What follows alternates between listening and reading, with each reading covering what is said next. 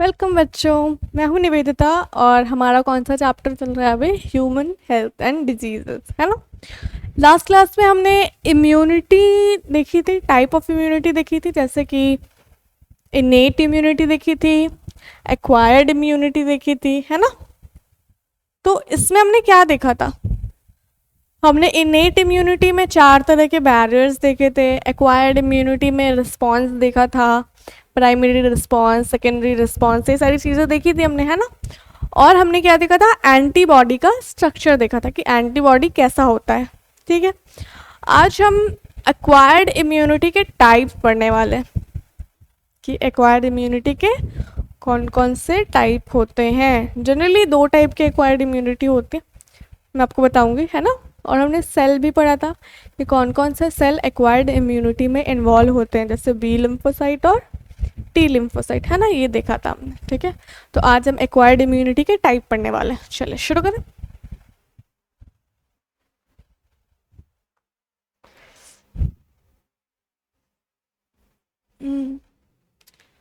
चलिए, यहाँ तक लास्ट सेक्शन में किया था हमने, है ना, एंटीबॉडी का टाइप देखा था। चलिए आगे बढ़ते हैं।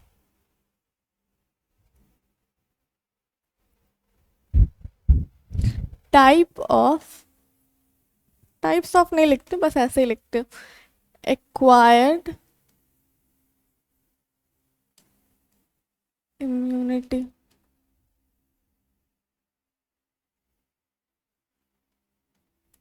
ठीक है, एक्वायर्ड इम्यूनिटी कितने तरह का? 2 तरह का। ठीक है, पहला कौन सा? पहला जो है उसको कहते हैं ह्यूमोरल इम्यूनिटी। ह्यूमर मैं बताऊंगी क्यों कहते हैं। ठीक है, ह्यूमोरल इम्यूनिटी। ठीक है, पहला ह्यूमोरल है, दूसरा है cell mediated. Cell mediated immunity या फिर इम्यून सिस्टम। ठीक है, इम्यूनिटी क्लियर। पहला ह्यूमोरल इम्यूनिटी, सेल मेडिकेटेड नहीं भाई, मेडिएटेड। सेल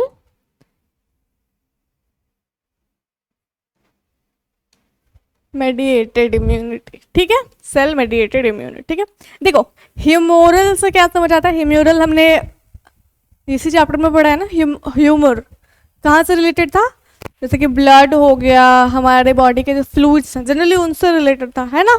तो ह्यूमोरल किससे रिलेटेड होगा? यहाँ पे ब्लड से। ठीक है, ध्यान में देना। ठीक है, तो क्या ह्यूमोरल इम्यूनिटी कौन कंट्रोल करता है? ह्यूमोरल इम्यूनिटी को, ह्यूमोरल इम्यूनिटी को कंट्रोल करता है ये बी लिम्फोसाइट, है ना, बी लिम्फोसाइट। क्यों? क्योंकि ये एंटीबॉडी प्रोड्यूस करता है ना, एंटीबॉडी प्रोड्यूस करता है। कहाँ प्रोड्यूस करता है? प्रोड्यूस एंटीबॉडी इन, लिख देती हूँ पूरा, अरे प्रोड्यूस बी लिम्फोसाइट करता है क्योंकि प्रोड्यूस एंटीबॉडी इन ब्लड, है ना, इन ब्लड में। इसीलिए क्या बोलते हैं इसको? ह्यूमोरल इम्यूनिटी कहते हैं। क्लियर? पैथोजन ब्लड में होता अगर है तो, ठीक है ना। तो क्या है? Humoral immunity B lymphocyte control करता है क्योंकि एंटीबॉडी जो प्रोड्यूस करता है वो ब्लड में करता है। क्लियर है तक, है ना। अब देखो सेल मीडिएटेड थोड़ा ज़्यादा पढ़ना है ना।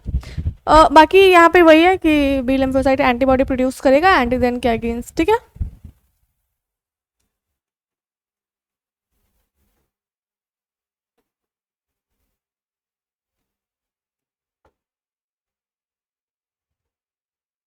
क्लियर। आप देखिए सेल मीडिएटेड क्या है, हमने ये सबसे पहले किससे कंट्रोल होता है? ये कंट्रोल होता है टी लिम्फोसाइट से।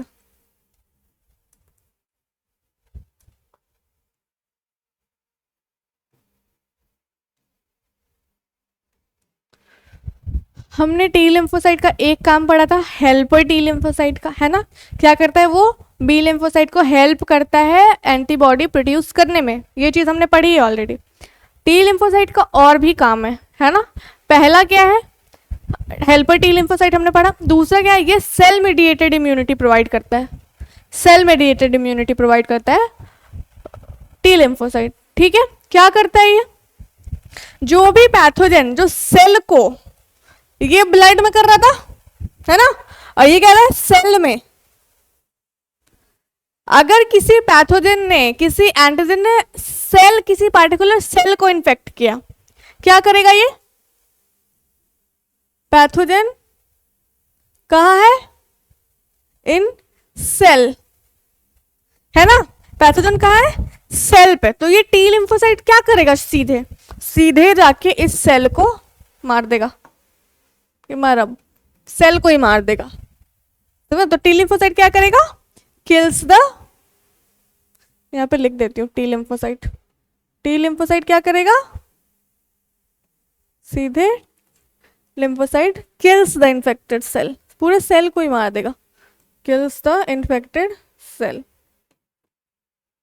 तो सेल मेडिएटेड इम्यूनिटी कौन प्रोवाइड कर रहा है, किल्स द इन्फेक्टेड सेल। अब उसको अगर नहीं मारेगा तो ये तो एक सेल से दूसरे सेल, दूसरे सेल से तीसरे सेल फैलता जाएगा ना। ठीक है, तो इसने क्या कर दिया, उस सेल को ही मार के किस्सा खत्म कर दिया।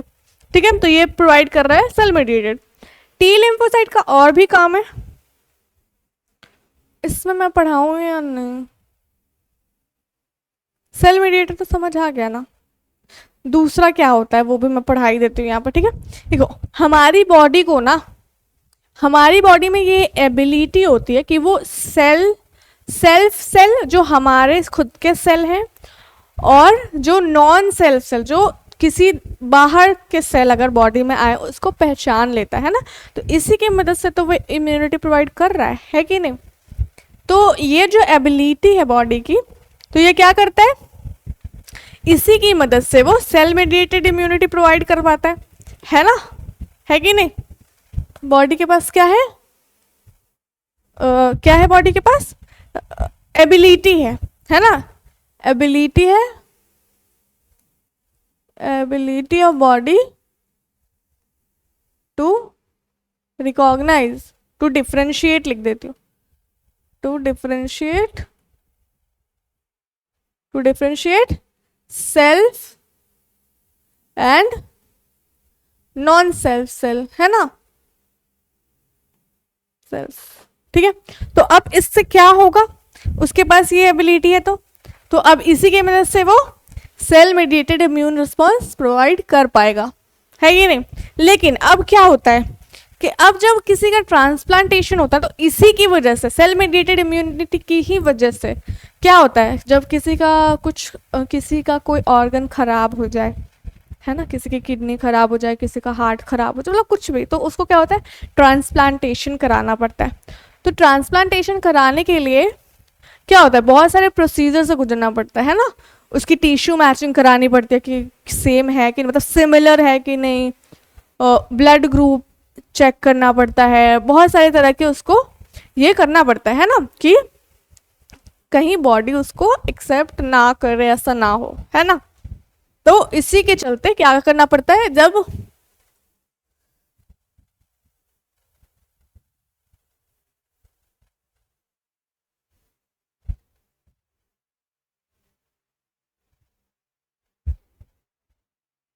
जब बारी आती है किसकी, ऑर्गन ट्रांसप्लांटेशन की,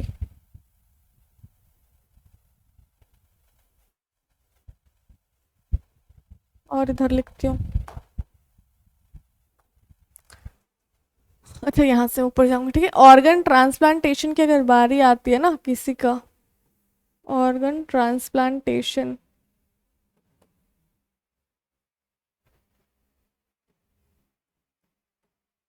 किसी का ऑर्गन ट्रांसप्लांट करने की बारी आती है, तो क्या होता है, उसके बहुत सारे उसको प्रोसीजर से गुजरना पड़ता है ना। पेशेंट को क्या कराना पड़ता है, पेशेंट को बहुत सारे प्रोसीजर कराने पड़ते हैं, पेशेंट को, क्यों, ये मैं बताती हूँ। अगर ये सब मैचिंग किए बिना ही किसी का हार्ट अगर हम किसी की बॉडी में लगा देंगे, और अगर उसकी बॉडी ने उससे नॉन सेल्फ सेल समझ लिया, है ना, क्योंकि वो तो दूसरे का ही सेल रहेगा। अब बॉडी ने देखा कि अरे ये तो दूसरे का सेल आ गया, तो उसको भी तो वो एंटीजन लगेगा किसी तरह का। अब क्या करेगा, ये सेल मीडिएटेड इम्यूनिटी जो है ये एक्टिवेट हो जाएगा। अब ये उस सेल को मारना चाहेगा, अब क्या करेगा, ये उस ऑर्गन को ही खत्म कर देगा, है ना, ये हो जाएगा। तो उसी को बचाने के लिए कि बॉडी उसको ऐसा खत्म ना कर दे, इसलिए क्या करते हैं, बहुत सारा। तो देखो अब जो बॉडी उसको खत्म करती है ना, उसको कहते हैं ग्राफ्ट रिजेक्शन। ग्राफ्ट कहते हैं उस ऑर्गन को, और ग्राफ्ट कहते हैं उस ऑर्गन को जा रहा है, और रिजेक्शन मतलब कि अगर मैच नहीं किया तो बॉडी उसको रिजेक्ट कर देगी, उसको कहते हैं ग्राफ्ट रिजेक्शन। क्लियर। तो अब इसी ग्राफ्ट रिजेक्शन को प्रिवेंट करने के लिए क्या करना पड़ता है, पेशेंट को बहुत सारे प्रोसीजर कराने पड़ते हैं, जैसे कि टिश्यू मैचिंग करानी पड़ती है, चेक करना पड़ता है ना, tissue matching, blood group matching कराना पड़ता है, ब्लड ग्रुप चेक करना पड़ता है, मैचिंग कराना पड़ता है। अब इसके अलावा भी ब्लड ग्रुप मैचिंग कराने के अलावा भी क्या करना पड़ता है, इतना अगर करा लिया कि सब ठीक है, लेकिन अब इसके बाद भी उसको कुछ लेना, अब उसके बाद उसको लेना पड़ता है इम्यूनो सप्रेसेंट। ये हम पढ़ेंगे आगे जाके और भी, इम्यूनो सप्रेसेंट लेना पड़ता है। सप्रेसेंट मतलब कि ये इम्यून सिस्टम को थोड़ा दबा के रखे, है ना, कि वो इतना ज़्यादा एक्टिवेट ना हो पाए दूसरे के सेल को देख के, ठीक है। तो इम्यूनो सप्रेसेंट लेते हैं। तो इम्यूनो सप्रेसेंट हमने एक एग्जाम्पल पढ़ा है, साइक्लोस्पोरिन ए, है ना, साइक्लोस्पोरिन ए पढ़ा है हमने। ये कहाँ से मिलता है हमें, ये मिलता है ट्राइकोडर्मा, साइक्लोस्पोरिन ए ये मिलता है ट्राइकोडर्मा पॉलीस्पोरम से, है ना, trichoderma polysporum. Clear. Trichoderma polysporum से मिलता है साइक्लोस्पोरिन ए। ये एक तरह का इम्यूनो सप्रेसेंट है जो कि हेल्प करते हैं, जो कि प्रिवेंट करते हैं ग्राफ्ट रिजेक्शन को। ग्राफ्ट रिजेक्शन करता कौन है, इसके लिए भी जिम्मेदार ये सेल मीडिएटेड इम्यूनिटी ही होता है, ठीक है। अब ये इम्यूनो सप्रेशन क्या कर देगा, सेल मीडिएटेड इम्यूनिटी को स्लो कर देगा, है ना। इम्यूनो सप्रेशन का क्या काम होगा, slow cell mediated immunity. Clear. तो इसकी वजह से वो उसको नहीं कर पाएगा अटैक, है ना। तो अब इसकी वजह से वो ट्रांसप्लांटेशन सक्सेसफुली हो जाएगा। क्लियर हो गया एक्वायर्ड इम्यूनिटी के टाइप, ह्यूमरल इम्यूनिटी और सेल मीडिएटेड इम्यूनिटी। चलिए अभी और भी पढ़ना है, काफ़ी सारा क्लासिफिकेशन करना है। चलिए आगे बढ़ते हैं। अब क्या है हमारे पास, अब अगर हम इम्यूनिटी को करें, पूरी इम्यूनिटी को, अब दूसरा क्लासिफिकेशन आ गया इम्यूनिटी का। पहले हमने पढ़ा एक्वायर्ड और इनेट, कि क्या वो हम उसको जन्म के बाद आती है हमारे पास या फिर पहले से होती है ना, मतलब कि जन्म के साथ ही होती है ना। अब क्या पढ़ना है, अब हम करते हैं उसको एक्टिव और पैसिव में डिवाइड। कैसे, इम्यूनिटी को हम क्या करते हैं, एक्टिव इम्यूनिटी में डिवाइड करते हैं। इम्यूनिटी जैसे कि एक्टिव इम्यूनिटी और passive immunity.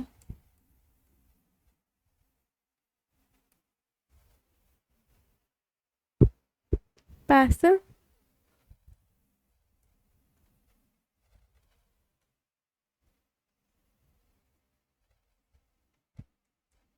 Clear, active immunity और पैसिव इम्यूनिटी। एक्टिव इम्यूनिटी क्या है, जब एक्टिव इम्यूनिटी कैसे कि जब क्या हो कि जब पैथोजन अटैक किया बॉडी पे और तब कहीं जाके एंटीबॉडी प्रोड्यूस हो बॉडी में, तो उसको बोलेंगे एक्टिव इम्यूनिटी, है ना। कोई भी एंटीजन से एक्सपोजर हुआ बॉडी का और तब जाके एंटीबॉडी बॉडी में प्रोड्यूस हुई है, उसको बोलेंगे एक्टिव इम्यूनिटी। लेकिन हम क्या करें, डायरेक्ट पैसिव मतलब डायरेक्ट ही एंटीबॉडी अपनी बॉडी में डाल ले रहे हैं, है ना, कि पैथोजन अटैक हुआ नहीं, बनने का नहीं वेट करना, डायरेक्ट डाल लो, डायरेक्ट ही एंटीबॉडी ले ली हमने, तो उसको क्या बोलेंगे, पैसिव इम्यूनिटी। क्लियर, इसमें बनेगा एंटीबॉडी बॉडी में, ठीक है, वेट होगा, जब एंटीजन आएगा अटैक करेगा तब बनेगा एंटीबॉडी। एक्टिव इम्यूनिटी, यहाँ क्या हुआ कि डायरेक्ट ही एंटीबॉडी हमने अपनी बॉडी में बाहर से डाल ली है, ठीक है, क्लियर। अब ये भी नेचुरल हो सकता है और आर्टिफिशियल हो सकता है ना। पहले क्या एक्टिव इम्यूनिटी का एक बार कर लेते, क्या होगा, जब एंटीजन से एनकाउंटर हुआ तो एंटीबॉडी प्रोड्यूस हुई बॉडी में, एंटीबॉडी प्रोड्यूस इन बॉडी, है ना, antibody produce inside the body, ठीक है। तो इसको बोलेंगे हम लोग एक्टिव इम्यूनिटी, कि अब एंटीजन आ गया, एंटीबॉडी बॉडी में प्रोड्यूस हो गई, इसको हमने बोला एक्टिव इम्यूनिटी, ठीक है ना। तो ये भी दो तरह का हमारे पास है, या वो नेचुरल हो सकता है प्रोसेस, या फिर हम लोग उसको आर्टिफिशियली करा दे। नेचुरली अगर हो रहा है, जैसे कि कोई भी एंटीजन आ गया, है ना, आर्टिफिशियली मैं बताती हूँ। नेचुरली कैसे, जैसे कि किसी को चिकन पॉक्स हो गया, तब तो वो खुद से तो उसने चिकन पॉक्स का लिया नहीं होगा कि आओ मेरे में डालो, मुझे एंटीबॉडी प्रोड्यूस करनी है, नहीं ना। जैसे किसी को चिकन पॉक्स हो जाता है, इसका मतलब उसको पहली बार उस वायरस ने उसको इन्फेक्ट कर दिया है ना, तो चिकन पॉक्स उसको हो गया। अब अगर एक बार उसको चिकन पॉक्स हो गया है, दिख नहीं रहा है क्या, ठीक है, तो अगर उसको चिकन पॉक्स हो गया है तो अब क्या, तो चिकन पॉक्स होने के बाद वो क्या करेगा, तो अब कहीं जाके उसकी बॉडी में चिकन पॉक्स के अगेंस्ट एंटीबॉडी का प्रोडक्शन होगा। तो अब अगर दूसरी बार उसी वायरस ने उसको अटैक किया, तो अब उसकी बॉडी में पहले से एंटीबॉडी प्रोड्यूस्ड है चिकन पॉक्स के अगेंस्ट, तो अब चिकन पॉक्स होने नहीं देगा। इसीलिए हम लोग देखते हैं कि एक ही बार लाइफ में चिकन पॉक्स होता है किसी को भी, है ना, होता है ना ऐसा। तो नेचुरली अगर हुआ तो हम इसका एग्जाम्पल क्या लेते हैं, चिकन पॉक्स का, चिकन पॉक्स वायरस, ये लिख देती हूँ मैं, एंटीबॉडीज अगेंस्ट, एंटीबॉडीज, है ना, एंटीबॉडीज का production, antibodies production against chicken pox, है ना, चिकन पॉक्स के अगेंस्ट एंटीबॉडी का प्रोडक्शन होना नेचुरली आ जाएगा, है ना, नेचुरली हुआ ये। अब आर्टिफिशियली कैसे कराते हैं हम लोग लेते हैं वैक्सीन, है ना, वैक्सीन लेते हैं, पोलियो की वैक्सीन लेते हैं, उसमें क्या करते हैं, या तो उसका कोई भी सिंथेटिक फॉर्म डाल रहे हैं उस वायरस का, उसके एंटीजेनिक फॉर्म को हटा के। अगर नॉर्मली किसी को पोलियो का वायरस अटैक करता है तो वो तो उसको पोलियो करा देगा ना, है कि नहीं, लेकिन वैक्सीन में क्या करते हैं, उसके बीमारी करने वाला जो पार्ट है ना उसको हम लोग रिमूव कर देते हैं और उसके बाद एंटीजन डालते हैं बॉडी में, है ना। तो उससे क्या होता है कि वो एंटीजन तो आ गया, अब उसके अगेंस्ट एंटीबॉडी हमारी बॉडी में प्रोड्यूस हो चुकी है ना, तो अब वहाँ पे बीमारी भी नहीं हुई, एंटीबॉडी का प्रोडक्शन भी हो गया। अब अगर उस वायरस ने आके अटैक किया तो अब वो बीमारी नहीं होगी, है ना, है कि नहीं। तो अब क्या करते हैं हम, इसमें आर्टिफिशियल में आ जाता है, हम लोग क्या करते हैं, वैक्सीन लेते हैं, है ना, इसी को बोलते हैं इम्यूनाइजेशन, ठीक है, वैक्सीन लेते हैं, इम्यूनाइजेशन प्रोग्राम्स होते हैं, ठीक है, क्लियर। आर्टिफिशियल समझ आ गया, एक्टिव इम्यूनिटी। अब पैसिव इम्यूनिटी में मैंने क्या बोला था, एंटीबॉडी को बाहर से ले रहे हैं, एंटीबॉडीज टेकन फ्रॉम आउटसाइड,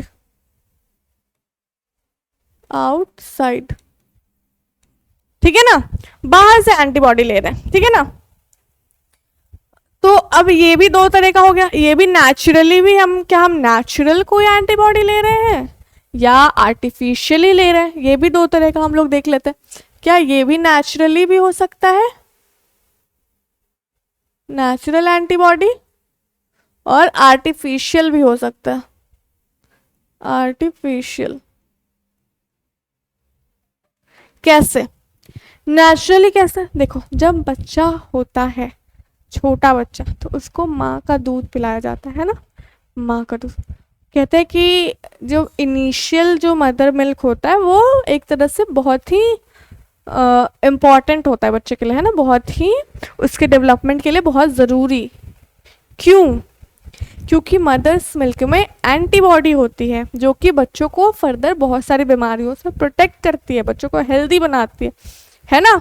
तो मदर मिल्क जो होता है, जो स्टार्टिंग में होता है, जब से स्टार्टिंग में येलोइश फ्लूइड जो निकलता है, कोलेस्ट्रम, उसको बोलते हैं कोलेस्ट्रम, है ना, जो सबसे स्टार्टिंग का होता है।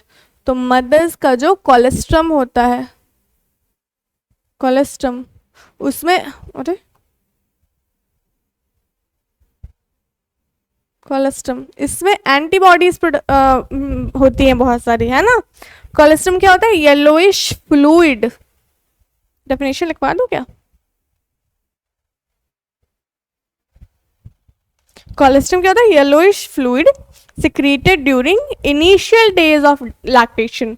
जब लैक्टेशन की शुरुआत होती है तब कोलेस्ट्रम रिलीज होता है जिसमें बहुत सारी एंटीबॉडी होती है। एंटीबॉडी इसमें आई थिंक बहुत ज़्यादा ए होता है ना, ए होता है। क्लियर? तो ये नेचुरली हुआ है कि नहीं? इसको थोड़ा और इधर लिख देती हूँ मैं। नेचुरली हुआ कोलेस्ट्रम में, है ना, एंटीबॉडी ए बहुत ज़्यादा प्रेजेंट होता है, ठीक है, कोलेस्ट्रम में। दूसरा क्या होता है? कुछ एंटीबॉडीज जो है सीधे प्लेसेंटा में, फीटस, प्लेसेंटा के थ्रू फीटस में चले जाते हैं। प्लेसेंटा क्या होता है? कनेक्शन होता है मदर्स की बॉडी से फीटस की बॉडी का, कनेक्शन को हम लोग बोलते हैं प्लेसेंटा, है ना। मतलब उसी कनेक्शन नहीं, मतलब कि वो प्रोवाइड करता है बच्चे को जितना भी न्यूट्रिशन चाहिए, वो क्या प्रोवाइड, मतलब क्या, कौन प्रोवाइड करता है? प्लेसेंटा प्रोवाइड करता है, ठीक है ना। तो जो इम्यूनिटी होती है, कुछ इम्यूनिटी क्या होती है? प्लेसेंटा के थ्रू फीटस में पहुंच जाती है ना। क्या होता है? थ्रू प्लेसेंटा टू फीटस, है ना, anti immunity through placenta, placenta to foetus, है ना, ये हो जाता है। क्लियर है? नेचुरल का समझ गए? नेचुरली कैसे इम्यूनिटी डाल रहे हैं हम लोग, पैसिव, समझ रहे हैं ना। अब क्या आर्टिफिशियल? देखो आर्टिफिशियल क्या होता है? जब किसी को सांप काट लिया, है ना, तो सांप काट लेता है किसी को, तो हम लोग क्या करते हैं उसमें? डायरेक्ट उसको एंटीबॉडी दी जाती है उसके जहर के अगेंस्ट, है ना, तो एंटीवीनम दिया जाता है। तो एंटीवीनम क्या है? एंटीबॉडी ही है, लेकिन उसको क्या आर्टिफिशियल हम लोग खुद से दे रहे हैं जबरदस्ती, है ना, कि अगर सांप काट लिया तो अब उसको लो तभी ठीक हो पाओगे, है ना। तो हम लोग क्या देते हैं? एंटीवीनम देते हैं। इसको मैं थोड़ा और डिटेल में कराऊंगी, चिंता मत करो, ठीक है। एंटीवीनम देते हैं। और क्या? टिटनेस हो जाता है जब होता नहीं है, मतलब कभी चोट वोट लग जाती है तो हम लोग उस केस में जाके टिटनेस का इंजेक्शन लेते हैं कि कहीं हो ना जाए। तो क्या कर रहे हैं हम लोग? डायरेक्ट एंटीबॉडी बाहर से डाल रहे हैं, है ना, एंटी टिटनस सिरम ले रहे हैं, एंटी टिटनस सिरम बाहर से लेते हैं, है ना। ये सब क्या है? आर्टिफिशियल हम लोग पैसिव इम्यूनिटी डाल रहे हैं बॉडी में। क्लियर? डायरेक्ट एंटीबॉडीज ही तो डाल रहे हैं ना। क्लियर? एक्टिव और पैसिव समझ आ गया, ठीक है। अब देखो कुछ और भी है। अब हमें पढ़ना है कि वैक्सीन क्या होती है, थोड़ा डिटेल में कर लेना। वैक्सीन इम्यूनाइजेशन को थोड़ा डिटेल में कर लेना, और ये वाली, ये पैसिव इम्यूनिटी को, है ना, आर्टिफिशियल पैसिव जो हम लोग कर रहे हैं वो थोड़ा डिटेल में। तो अगर मैं बोलूँ तुमसे कि जो वैक्सीन है वो किस तरह की इम्यूनिटी है, अगर मैं बात करूं कि जो वैक्सीन है ना, वैक्सीन की अगर बात कर रही हूं मैं, तो ये किस तरह की इम्यूनिटी होगी? वैक्सीन में हम लोग क्या कर रहे हैं? एंटीबॉडी नहीं डाल रहे, एंटीजन डाल रहे हैं ना। तो वो इम्यूनिटी बॉडी खुद बना रही है उसके बाद, तो क्या एक्वायर्ड होगा ना, वैक्सीन क्या एक्वायर्ड है ना, और क्या है एक्टिव, एक्वायर्ड इम्यूनिटी भी है और एक्टिव इम्यूनिटी है। समझ आया?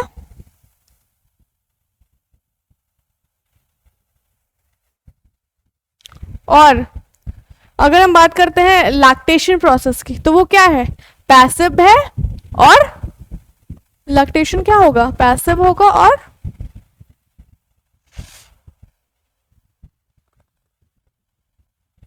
इनेट होगा या एक्वायर्ड होगा, एक्वायर्ड ही होना चाहिए, है ना। अच्छा ये रहने तो मैं क्लियर करके एक बार बोलूँ, एक्वायर्ड ही है ना। चलिए आगे बढ़ते हैं, चलिए आगे बढ़ते हैं।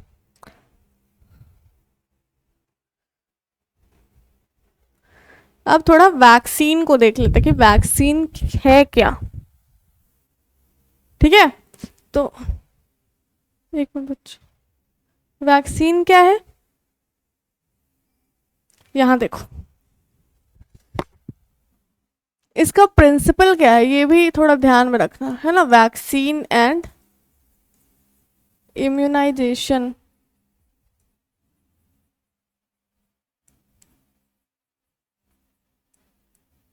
क्लियर, वैक्सीन एंड इम्यूनाइजेशन, इसका प्रिंसिपल ये किस पे बेस्ड है, प्रिंसिपल क्या है, based on property of memory of immune, memory पे ही बेस्ड है ना, कि हमने पैथोजन तो पहले डाला था, उसकी मेमोरी बनी पहली बार, उसके अगेंस्ट एंटीबॉडी प्रोड्यूस हुई, अब सेकेंड बार अगर एक्चुअल पैथोजन आएगा तो क्या होगा, तो अब उसी मेमोरी के अकॉर्डिंग एंटीबॉडी उस पर अटैक करेंगे, है ना। तो based on property of memory, है ना, based on the property of memory of immune system, समझ आ रहा है, based on the property of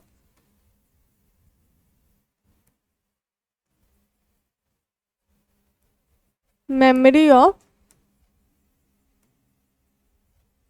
immune system, clear, based on the property of memory of immune system. तो vaccine में हम लोग करते क्या है, वैक्सीनेशन के दौरान करते क्या है, प्रोसेस क्या है इनका, तो हम लोग क्या करते हैं, प्रोसेस देखो, एक प्रिपरेशन होता है हमारे पास, है ना, एक प्रिपरेशन होता है, एक प्रिपरेशन होता है, जैसे जो लिक्विड होता है ना जो डाला जाता है, या फिर जो पोलियो का ड्रॉप लेते थे, वो होता क्या है एक्चुअली, तो वो दो तरीके की चीज हो सकती है। ठीक है, पहली क्या होती है,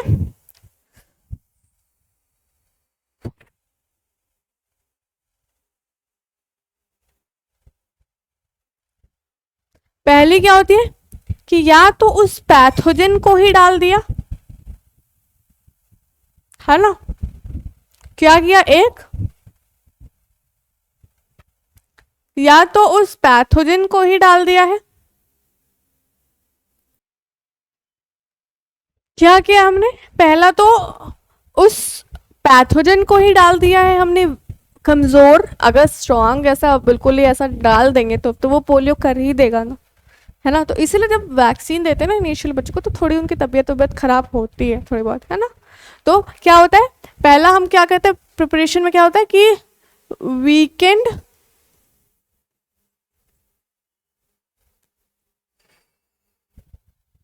वीकेंड और इनएक्टिवेटेड पैथोजन ही डालते हैं, है ना, इनएक्टिवेटेड, कि वो जाके एक्चुअल बीमारी ही ना कर दे, इनएक्टिवेटेड पैथोजन होता है उसमें, उस प्रिपरेशन में, है ना, जो प्रिपरेशन डाल रहे हैं बॉडी में। या क्या होता है, उस पैथोजन का एंटीजेनिक प्रोटीन, एंटीजेनिक प्रोटीन डालते हैं, जिससे हमारा इम्यून सिस्टम उसको पहचान के उसके अगेंस्ट एंटीबॉडी प्रोड्यूस कर ले, है ना, एंटीजेनिक प्रोटीन का, एंटीजेनिक प्रोटीन का ठीक है, दो होते हैं, इनएक्टिवेटेड और वीकेंड पैथोजन हो सकते हैं, और एंटीजेनिक प्रोटीन ऑफ पैथोजन हो सकता है ना, एंटीजेनिक प्रोटीन ऑफ पैथोजन, ये दोनों हो सकता है, जो कि हम इसका एक प्रिपरेशन बनाएंगे, इसको क्या करेंगे, इंट्रोड्यूस करेंगे बॉडी में, इंट्रोड्यूस इन द बॉडी में इंट्रोड्यूस करेंगे, जैसे इंजेक्शन के थ्रू या फिर ओरली, जैसे पोलियो का लेते थे, है ना, इसको क्या करेंगे, introduction in body, into body. अब क्या होगा,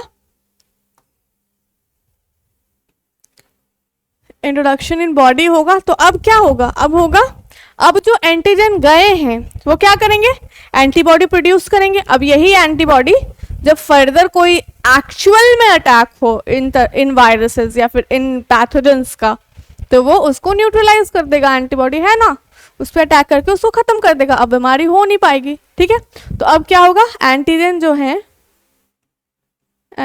है वो क्या करेंगे, एंटीबॉडी प्रोड्यूस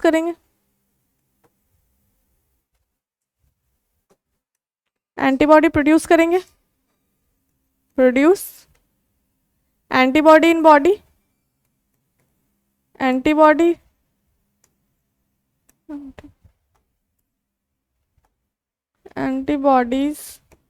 इन बॉडी, है ना।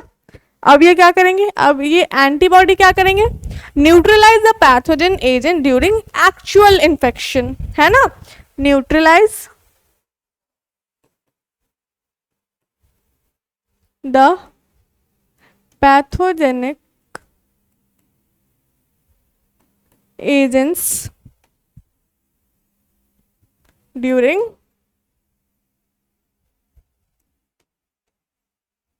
actual infection। क्लियर है तक सारी बातें, क्लियर।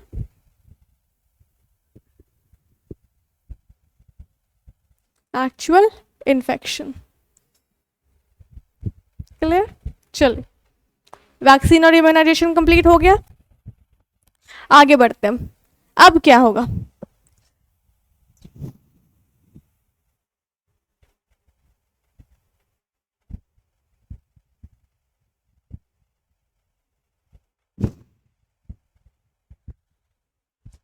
एंटीबॉडी का प्रोडक्शन तो हुआ, जैसे कि हमने डाला था, जब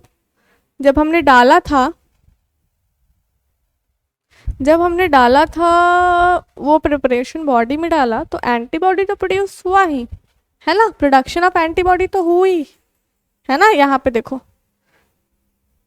प्रोडक्शन ऑफ एंटीबॉडी तो हुआ, लेकिन दूसरा काम क्या हुआ था साथ में, बताओ, एक दूसरा काम भी तो हुआ ना, तो क्या हुआ, जनरेशन ऑफ, ये सब आपको पता है लेकिन फिर भी मैं लिख देती हूँ, जनरेशन ऑफ मेमोरी सेल, है ना, मेमोरी सेल का हुआ है ना, memory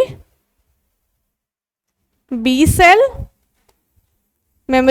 and memory T cell, है ना, हुआ ना। तो इसी मेमोरी की मदद से तो वो करेगा ना, मैंने ऊपर ही लिखवाया कि इसका प्रॉपर्टी क्या है, मेमोरी पे बेस्ड है, यहाँ देखो, है ना, प्रिंसिपल इसका, है ना। तो ये पूरा हो गया इम्यूनाइजेशन का, क्लियर, वैक्सीन और इम्यूनाइजेशन, ठीक है, ये पूरा हो गया। अब क्या है, अब देखो, ये हो गया क्लियर। अब देखो यहाँ पर, अब थोड़ा पैसिव इम्यूनाइजेशन को एक बार देख लेते हैं। पैसिव इम्यूनाइजेशन, ये तो एक्टिव वाला था ना, एक्टिव वाला था जो हमने एक्टिव में इम्यूनाइजेशन पढ़ा था। अब पैसिव वाला क्या होता है, यहाँ देखिए जरा, passive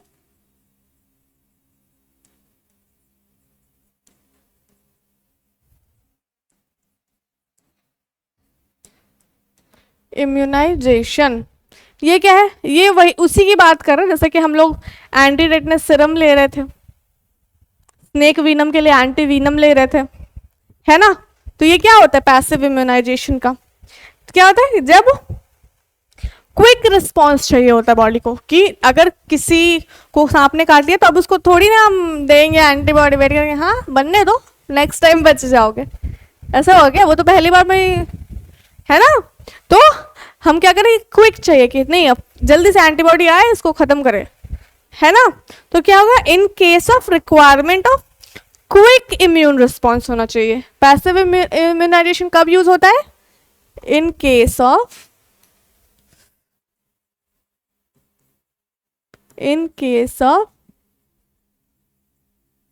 requirement of quick immune response। तब किसकी जरूरत पड़ती है, पैसिव इम्यूनाइजेशन की जरूरत पड़ती है। तो इसमें हम क्या करते हैं, preformed antibodies are given, मतलब पहले से बनी हुई, है ना, तभी तो पैसिव बोल रहे हैं, है ना। Preformed antibodies are given, okay. ये भी दो तरह का हमने पढ़ा था, अभी पढ़ा था ना। पहला हमने एंटी टेटनस सीरम दिया था टेटनस के अगेंस्ट। अगर टेटनस हो रहा है तो इसके अगेंस्ट क्या दे रहे हैं हम लोग, एंटी टेटनस सीरम दे रहे हैं। इस प्रिपरेशन में क्या होता है, एंटी टेटनस सीरम में क्या होता है, टेटनस के अगेंस्ट एंटीबॉडी होती है ना। क्या देते हैं, anti tetanus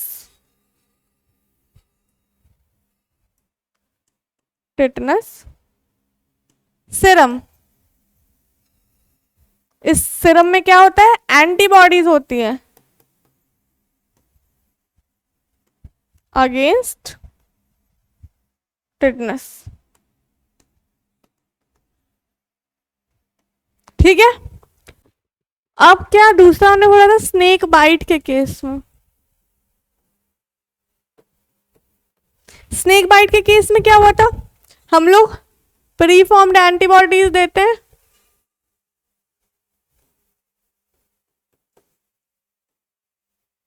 against snake venom, है ना, स्नेक वीनम, इसको बोलते हैं एंटी वीनम, है ना, एंटी वीनम देता है। क्लियर, क्लियर यहाँ तक, एंटी वीनम समझ आ गया, चलो यहाँ तक क्लियर हो चुका है। उसके बाद क्या था हमारे पास, कुछ जैसे कि हमारे पास हम बढ़ेंगे बायोटेक्नोलॉजी में, रिकॉम्बिनेंट डीएनए टेक्नोलॉजी, उसकी वजह से हमने बहुत सारे तरह के ये बनाए हैं, जैसे कि बहुत सारे एंटीबायोटिक्स बनाए हैं, बहुत सारे मतलब बहुत अलग अलग, बहुत ही मेडिकल फील्ड में बहुत ज़्यादा हमने डेवलपमेंट कर लिया है बायोटेक्नोलॉजी की मदद से, है ना। तो क्या करते हैं हम लोग, प्रोडक्शन ऑफ जो एंटीजेनिक पॉलीपेप्टाइड, इसी की मदद से ना जब वैक्सीनेशन होता है बहुत सारा, तो मैंने आपको उसमें बताया ना, ये देखो कि क्या करते हैं, एंटीजेनिक प्रोटीन ऑफ पैथोजन, ये किसकी मदद से बना है, रिकॉम्बिनेंट डीएनए टेक्नोलॉजी की मदद से। अभी समझ ना आए तो हम लोग बायोटेक्नोलॉजी में बिल्कुल डिटेल में करेंगे, ठीक है।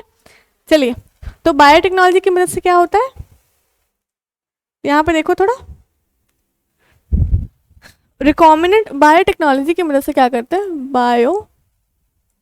बायोटेक्नोलॉजी है पूरा चैप्टर पढ़ना, है ना। बायोटेक्नोलॉजी की मदद से क्या होता है, बायोटेक्नोलॉजी में आता है रिकॉम्बिनेंट डीएनए टेक्नोलॉजी। अभी इतना समझ ना आए तो चिंता नहीं करना, रिकॉम्बिनेंट डीएनए टेक्नोलॉजी होता है ना। डीएनए की मदद से हम लोग प्रोडक्शन करते हैं अलग अलग चीज़ों का, है ना। तो इसी की मदद से हम लोग क्या कर लेते हैं, प्रोडक्शन ऑफ जो एंटीजेनिक प्रोटीन लिखवाया था मैंने, तो वो किसकी मदद से होगा, है ना, प्रोडक्शन ऑफ, इसी डीएनए टेक्नोलॉजी की मदद से होता है production of antigenic polypeptide of pathogen in bacteria and east, ठीक है। बैक्टीरिया में कराते हैं या ईस्ट में कराते हैं, जिस एंटीजन के अगेंस्ट हमें वो चाहिए वैक्सीन बनाने की, जिससे ज़रूरत है ना। तो इसको कहते हैं वेक्टर, इनमें हेल्प होता है,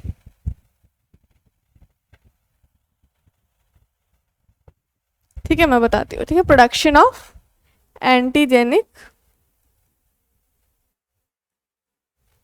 पॉलीपेप्टाइड्स, पॉलीपेप्टाइड वही प्रोटीन है ना, polypeptides, production of polypeptides of pathogen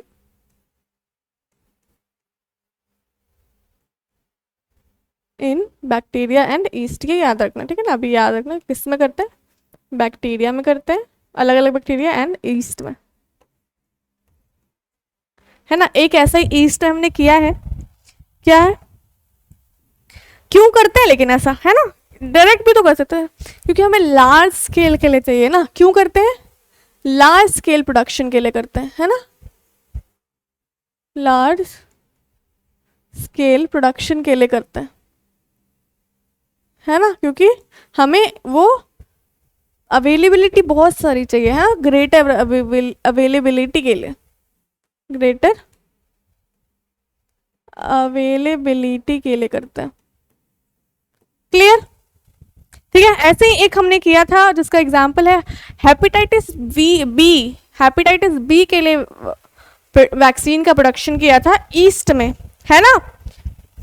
क्या किया था, एग्जांपल है hepatitis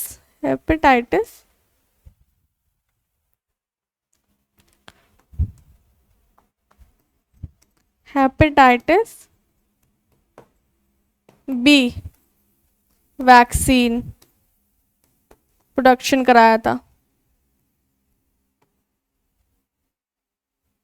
hepatitis B vaccine production in yeast में कराया गया था। ये भी याद रखना इस एग्जाम्पल को अच्छे से, ठीक है। क्लियर है यहाँ तक। नेक्स्ट क्लास से हम लोग एलर्जी कंप्लीट करेंगे और बाकी की जो चीज़ें हैं जैसे कि इम्यून सिस्टम बॉडी का समझेंगे थोड़ा, ठीक है। क्लियर, तो आज के लिए बस इतना ही, नेक्स्ट क्लास में बाकी का देखेंगे। थैंक यू बच्चों।